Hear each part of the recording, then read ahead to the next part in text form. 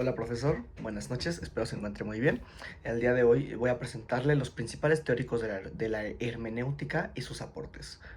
Bueno, primero que nada, desde la antigüedad, el ser humano ha buscado descifrar el sentido oculto detrás de los textos, ya fueran sagrados, legales o literarios. La hermenéutica, como arte de interpretación, surgió para responder a esta necesidad, pero no fue hasta el siglo XIX que se consolidó como una disciplina filosófica, gracias a pensadores que transformaron su enfoque.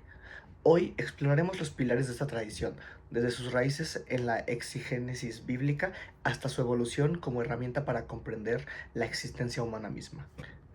Bueno, el primer filósofo teórico que vamos a ver es Friedrich Schleiermacher.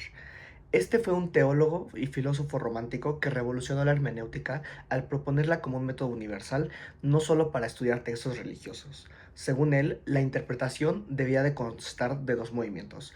Primero, el gramatical, que sería analizar el texto, el contexto lingüístico en sí, y después el psicológico, que según él era como revivir la intención del autor y su mundo interior.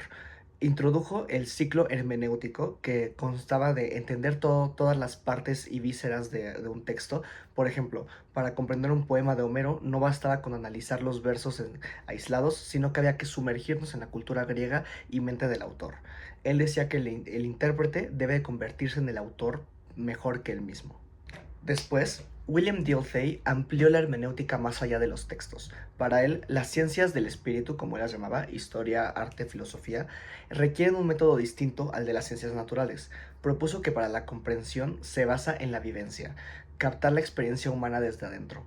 Por ejemplo, entender una carta de amor del siglo XIX exige reconstruir las emociones y normas sociales de la época.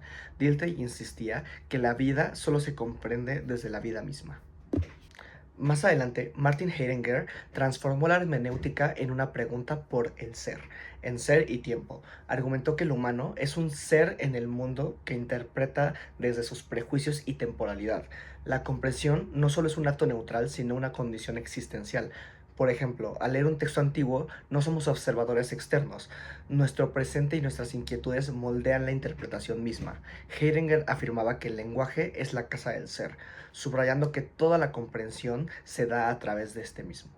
Después, Hans Gregor Gadamer, discípulo de Heidegger, llevó la hermenéutica a la madurez. Defendió que interpretar es un diálogo entre un texto y el intérprete, mediado por el lenguaje. Propuso dos ideas clave. La primera, la fusión de horizontes, que constaba de integrar el contexto del lector y el del texto. Y después, los prejuicios productivos, que es que nuestras ideas preconcebidas no son obstáculos, sino herramientas para la comprensión. Por ejemplo, al estudiar la Ilíada, un lector moderno no puede ignorar su visión de la guerra, pero debe dejar que el texto cuestione sus suposiciones. Gadamer decía que la hermenéutica es el arte de evitar malentendidos. Y el último que vamos a ver a fondo es Paul Ricoeur. Este fusionó la hermenéutica, fenomenología y el psicoanálisis. Para él, los textos eran mundos simbólicos que requerían desvelar las capas del significado. Distinguió entre explicación, que es análisis del objeto, y la comprensión como apropiación subjetiva. En un ejemplo como de un mito, la explicación sería la estructura del mito en sí, mientras que la comprensión sería como esta pregunta de ¿qué nos quiere revelar este mito acerca de algo? Él insistía que la interpretación es un viaje del símbolo al significado. Y algunas menciones honoríficas podrían ser de Humboldt y Dilthey.